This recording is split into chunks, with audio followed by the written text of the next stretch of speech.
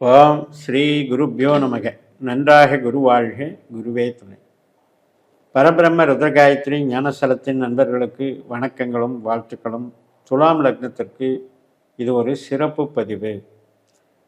6ஆம் இடத்துல இருக்கக்கூடிய சனி உத்திரட்டாதி நட்சத்திரத்தில் இருந்து பூரட்டாதி 4ஆம் பாதத்திற்கு வக்ரகதியில் அக்டோபர் 3ஆம் தேதி மாறி அதன் பிறகு 107 நாட்கள் ஜனவரி 18ஆம் தேதி வரைக்கும் அந்த குரு சாரத்தை வாங்குகிறார். அதற்காக பதிவு தான் இது. அதனால் என்ன நிகழ்வுகள் நமக்கு மாறி நடக்கும்? இப்போ ஒரு சில பேருக்கு இந்த சனி பயிற்சி ஆனதுலேருந்து 6ஆம் இடத்துல சில பேருக்கு வேலை வாய்ப்புகள் கிடைச்சிடும். அந்த வேலை வாய்ப்புகள் கொஞ்சம் சாதகம் இல்லாமல் இருந்திருக்கும். வேலை கிடைச்சிடுங்க, ஆனால் முழுசாக வேலை கொடுக்கலைங்க. இடையில மறுபடியும் வேலை கிடைச்சா வேலை இருந்தால் கூப்பிடுறோன்னு சொல்லி அனுப்பிச்சிட்டாங்க. இது மாதிரி சில பேருக்கு. அதே மாதிரி பொருத்தமான வேலை இல்லை, பெருசாக சம்பளம் இல்லை, அந்த மாதிரி சில பேருக்கு. அது மட்டும் இல்லை, இப்போ இந்த கடன் சம்மந்தப்பட்ட பிரச்சனையில் மாட்டிகிட்டு இருக்கவங்களுக்கு தீவிரத்தன்மை அதிகமாக இருக்கும். கடன் முன்னால் விட அதிகமாகிடுச்சுங்க, அதை கண்ட்ரோலே பண்ண முடியல. அதுக்குண்டான சம்பாத்தியம் வராமல் நம்ம மேலும் மேலும் கடனை அதிகமாக வாங்க வேண்டிய சூழ்நிலைக்கு தள்ளப்பட்டுருக்கோம்.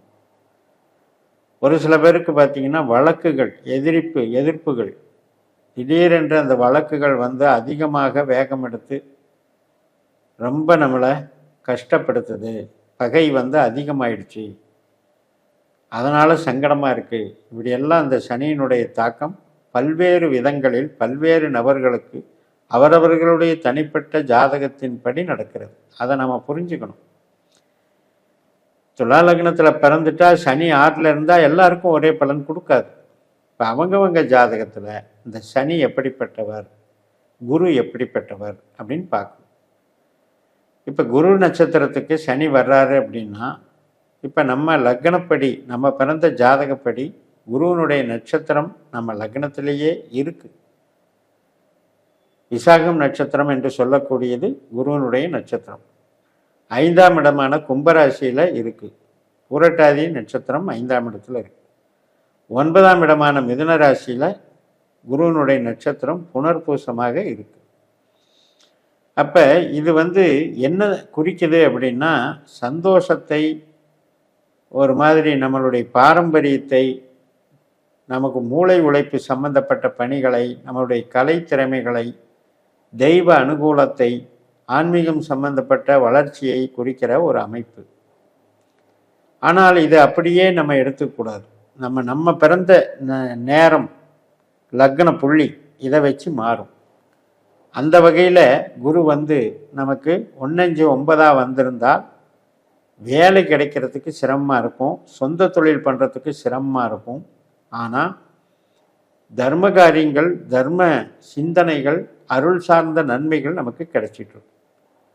அதே 2ஆம் இடம், 6ஆம் இடம், 10ஆம் இடம் என்று சொல்லக்கூடிய ஒரு பொருள் சார்ந்த தொழில் ஸ்தானங்கள் நமக்கு குரு பொறுப்பேற்றிருந்தால், உபநட்சத்திரமாக வந்திருந்தால், இந்த காலகட்டம் ரொம்ப ரொம்ப சிறப்பாக இருக்கும். ஏன்னா இந்த 107 நாட்களில் பணம் சேர்க்கை அதிகமாகும், வேலை வாய்ப்புகள் தடைப்பட்டிருக்கவங்களுக்கெல்லாம் கிடைக்கும், வேலையில் நல்ல அங்கீகாரம் கிடைக்கும், சில பேருக்கு ப்ரொமோஷன் கிடைக்கும், பதவி கிடைக்கும். சொந்த தொழிலாக பண்ணுறவங்களுக்கு தொழிலில் பல மடங்கு வியாபாரம் அதிகரிக்கும், அதனால் பணவரவும் நன்றாக இருக்கும். ஒரு சில பேருக்கு 3ஆம் இடம், 7ஆம் இடம், 11ஆம் இடம் என்ற பாவங்களை இந்த குரு வைத்திருந்தால் நம்ம ஜாதகப்படி திருமண தடைகள் இருப்பவங்களுக்கு இது நீங்கும். ஒரு சில பேருக்கு டைவர்ஸ் ஆகி 2ஆம் திருமணம் பார்த்துட்டு இருப்பாங்க, அவங்களுக்கும் நடக்கும். குழந்தை பிறப்புக்கு சாதகமாக இருக்குது. பிரிந்த உறவுகள் ஒன்று சேரும், இடமாற்றங்கள் ஏற்படும். அதனால் இப்போ மேல் படிப்பு படிக்கிறோம் அப்படின்னா ஒரு இடத்துக்கு வெளிநாடே போய் படிக்கிறதுக்கெல்லாம் ஒரு அமைப்பு கொடுக்கும். அதனால் இந்த சனியினுடைய குரு மாற்றம் யாருக்கெல்லாம் குரு 3ஆம் பாவ, 7ஆம் பாவ, 11ஆம் பாவ அமைப்பில் தொடர்பு பெற்றிருந்தால் இந்த பலன்கள் நிச்சயம் நடக்கும். அது இல்லாமல் துலா லக்னத்தில் பிறந்த உங்களுக்கு குரு 4ஆம் பாவம், 8ஆம் பாவம், 12ஆம் பாவ தொடர்பாக வந்திருந்தால் ரொம்ப ரொம்ப கவனமாக இருக்கணும். ஏன்னு கேட்டால் இப்போ சனியினுடைய திசையோ புத்தியோ அந்தரமோ சூட்சமோ நடக்குதுன்னு வைங்க. இப்போ இந்த குரு வந்து நமக்கு தீமையை செய்கிற கிரகமாக மாறிடுறாரு 8ஆம் பாவம் 12ஆம் பாவங்கும்போது. அப்போ அந்த சனி அங்கே போகும்போது வேலையில் திடீரென்று ஏற்படக்கூடிய ஒரு பெரிய அவமானம், பெரிய தண்டனைகள், பெரிய தவறுகள் அல்லது விபத்துகள் அல்லது வேலையினால் ஏற்படக்கூடிய கஷ்ட நஷ்டங்கள், அதே மாதிரி தான் கடன் தொல்லைகள், கடன் அதிகமாகி அதனால் வரக்கூடிய பெரிய பிரச்சனைகள், வம்பு வழக்குகள்.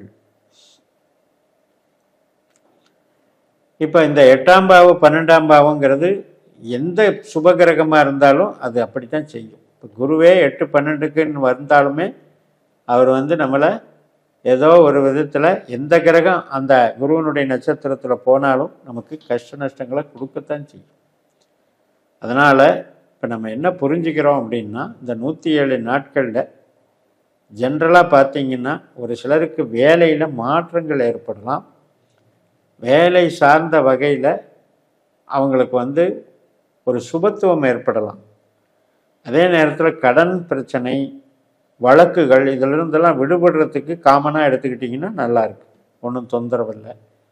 தெய்வ அனுகூலம், பூர்வீகம் சார்ந்த விஷயங்கள், வெளிநாடு சார்ந்த விஷயங்கள், திருமணம் சார்ந்த விஷயங்கள், மேல் படிப்பு சார்ந்த விஷயங்கள், இது எல்லாத்துக்குமே சாதகமாக இருக்கிறது.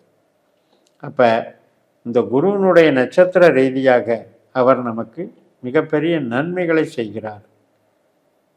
சில பேருக்கு இடமாற்றம் வந்து சாதகமாக அமையும். இப்போ இருக்கிற இடமே நமக்கு பிரச்சனையாக இருக்குது, கஷ்டப்பட்டுட்டு இருக்கேன், ரொம்ப நமக்கு தொந்தரவாக வந்துச்சு, பல வகையில் பிரச்சனை வந்துடுச்சு, உடல் உபாதைகளையும் கொடுத்துருச்சு, இதுக்கெல்லாம் ஒரு மாற்று வழி, சுபத்துவம் ஏற்படும். 9லே குரு பகவான் இருக்கிறார் அல்லவா, இப்போ அவரும் சொந்த நட்சத்திரத்திலே இருக்கார் இல்லையா. அதனால் இந்த சனியும் குருவும் ஒரு பரஸ்பர அண்டர்ஸ்டாண்டிங்கில் வர்றாங்க. குருவை போலவே சனி செயல்படுகிறார்.